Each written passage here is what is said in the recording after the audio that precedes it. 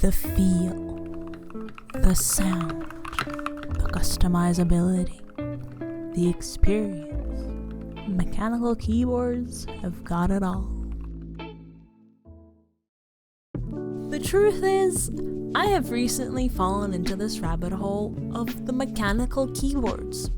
And with me finally building a keyboard for the first time a while ago, after spending many hours of both research and just watching various YouTube videos to both understand the ins and outs of the process, as well as simply understanding the lingo, I feel like I finally have a foot in this community to talk about it. Both because, why not? But also because I am shocked at how quickly I was taken by this want to build a nice sounding mechanical keyboard. And maybe I also need an excuse to type on the said brand new keyboard by writing this script. Theoretically, I have been a mechanical keyboard user for some time now, since about 2015, as I used to play Osu, a rhythm game where eventually, if you play long enough, you end up getting one. If you don't, you're either great at not falling for peer pressure, or not desperate enough to improve your performance in any way you can think of, or a liar. However, that wasn't the gateway for me. It was only just last year that the keyboard I had at the time had given up on its life by deciding that certain keys on it wouldn't work anymore. And so, cue a panic. I needed a new keyboard, ASAP. I couldn't stand using whatever random membrane keyboard I had laying around. It just felt too terrible. I spent an evening having my first delve into the hobby properly, because I decided that I wanted to try something new. I was kind of over my blue clacky switches I'd been using for years, and I figured there was something out there that I would like better. And so began that deep dive. Though, since it was an emergency, I didn't exactly want to spend weeks waiting for my new keyboard to arrive, so I settled on a compromise and got my first hot swap keyboard, though I still chose blue switches. It is hard to step out of your comfort zone. But of course, the dive didn't end there. By that point, I had subscribed to our mechanical keyboards, looked through all the top posts, and my YouTube recommendations were never the same again either. Besides, I knew I had to try something out with my newfound ability to try some fancy switches that I hadn't tried before. But before I wrap the story of my experience up, I was thinking how I recall that back when I got my first mechanical keyboard, it seemed like the standard was just to talk about what kind of switches you get. And you pretty much only had the Cherry MX Reds, Blues, and Browns to choose from. And then you bought whatever brand you could get that sounded good enough to you. It seemed like a more simple time. Now, of course, I realized that the hardcore mechanical keyboard community had existed back then too, just way more niche and underground. So how come it's become so much more accessible today? What were the factors? To begin with a quick history lesson, mechanical keyboards could theoretically be traced back to even typewriter days. But in terms of keyboards as we know them today, the first ones in the 1970s were fully mechanical. In fact, membrane switch keyboards, which are now the most widely used, only got introduced in the late 70s and became popular in the 90s. But this is a topic that deserves its own focus, and it isn't what I am interested in talking about in this video. I am curious as to why it has become so much more mainstream to have or build your own mechanical keyboard in the last decade. One simple reason is that most people nowadays do actually know what a mechanical keyboard is. Back in the 2010s, when I had gotten my first keyboard, it was something new and totally unknown to most people, including myself. At the time, the mechanical keyboard community consisted of people who typed a lot and maybe a small circle of gamers. But with big gaming brands like Razer, Corsair, HyperX getting into the keyboard market, the hype slowly spread in the gaming communities as well. It also goes without saying that the keyboard space has simply become much more accessible. You can build a very nice keyboard on a small budget these days, and it is quite easy to, as long as you do your research and are patient for your parts to arrive. There are so many different brands to choose from with so many different options. Of course, it all depends on what you want from a keyboard, and it can be harder to find options for things that aren't as popular. I can definitely relate to that, being someone who enjoys having a numpad. But nevertheless, there's still plenty of options to choose from, even if it is less than for other layouts. I think that especially in the recent years, due to the pandemic, people have also had more time to think about keyboards and get into it and customize their own and all that good stuff. As well as on the other side to produce new switches, keycaps, keyboards. It seems like it's a really fast-paced community. It feels like if you look away for a year, you'll come back to see the hot new keyboard, the hot new switch that everyone is talking about, but you'd have no idea what it's all about anymore. On a more technical side, switches are arguably the most important part of every keyboard build. They're the part that makes the satisfying noise and feel, and there are many to choose from these days. But that wasn't always the case.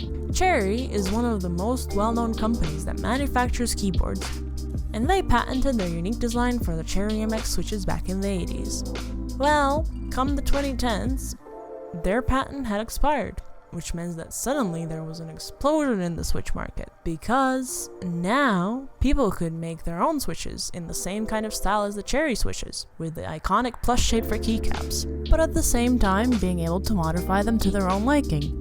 Now, when you try to find a switch that you want to use, you can just go to a keyboard meetup and try out various switches that other people use, or get a switch tester, or even just read or watch some reviews and figure out what seems worth trying. Aside from switches themselves being more accessible due to not having to craft your own, it's also become much easier in general to try different kinds of them, thanks to hot swap PCBs. Similar to switches, the function used to be something that people did themselves by modding their keyboards. In this case, by soldering in sockets that allowed you to insert switches without soldering them in. Now, it's a standard option to have a hot swap PCB when you buy a keyboard. This is easily the thing that got me to take the plunge. I've never soldered anything in my life, and nor do I plan to, so knowing that I could actually get into this hobby without having to learn to solder was a big plus. Finally, I can't skip the fact that there are so many content creators just for keyboards. That's what got me so invested in them, and I'm sure I'm not alone in this. There are so many different channels out there doing all kinds of content for mechanical keyboards. Not to mention that there are creators who have specifically built the keyboards for popular gaming streamers or other famous YouTubers, which in turn obviously shows off the existence of mechanical keyboards to even wider audiences. It really is a whole world out there on YouTube, TikTok, Instagram, anywhere you consume content nowadays. By consuming this content, you learn about all the simple yet unthinkable things you can do to a keyboard to make it sound better. Like, for example, taping some tape under the PCB of your keyboard. Some channels even teach you the exact reasons for why that is. You learn all the different terms and memes in the community, like the sound spectrum of the thox and the clacks, how MX Cherry Browns are lacking tactile switch, and how in the community, clicky switches are quite a niche and unpopular thing to like apparently. Although, in hindsight, I can't blame that general opinion. So, you really get the feel for all the ins and outs. The first piece of content you read or watch, you're like, there's a lot of various parts to a keyboard. And then by the 10th, you start to understand the ins and outs. And then it starts to feel like maybe it wouldn't be so hard. It would be pretty interesting to build your own keyboard. To sum it all up and finish my story, while I had a good time swapping out the switches of my newly acquired hot swap keyboard, trying out the legendary Holy Panda switches, which have a deep history of their own, they did indeed feel much better than my old beloved clackies. But I had the itch for more. My spacebar rattled. I hadn't bought enough switches to replace all the keys on my keyboard, so half of them still had the clicks. I knew I could eventually try to do better. Put to use the hours of keyboard content I have consumed and all that I have learned. And then one day, I felt confident enough to give it a shot. At least to the extent I felt comfortable with.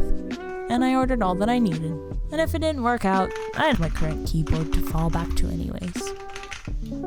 And there I finally was, having collected my bare-bones Keychron keyboard with freshly arrived switches and keycaps from the post office. as well as masking tape bought from the local store. Building my own keyboard. I expected to do a foam mod just by using whatever the keyboard came packaged with, though I was pleasantly surprised to find that the keyboard already did come with foam in it. I did a tape mod, which sounds crazy as is, even without being in the keyboard space. Honestly, it still sounds kinda crazy while being in the keyboard space. I mean, how would taping a piece of electronics make such a difference in the sound? But it does. I placed my very pretty tangerine switches in the PCB, careful to not bend the pins as I inserted them. I still did bend a few. Most I managed to fix, but one was irreparable. Rest in peace. And finally, I placed my keycaps, which really was the most familiar part of it all, since I'd cleaned my previous keyboards many times, even before getting deep into this hobby. So it was a familiar, comforting thing to do. And now I am here, enjoying the sound and the feel of my new keyboard, thinking how it's a dream come true that I have managed to achieve a similar sound to ones I have heard in so many YouTube videos and strive to achieve one day. And somehow, it wasn't as difficult as I would have thought when I first got into this deep rabbit hole. And I think that is a beautiful experience that I had. I'd be willing to bet that's how it feels for most of the people who get into this hobby. So maybe it's just that simple fact that has caused this community to become more widespread. By deciding that certain keyboards on it wouldn't work anymore. Did I say keyboards? Finally, I can't skip the fact that there are so many keyboards.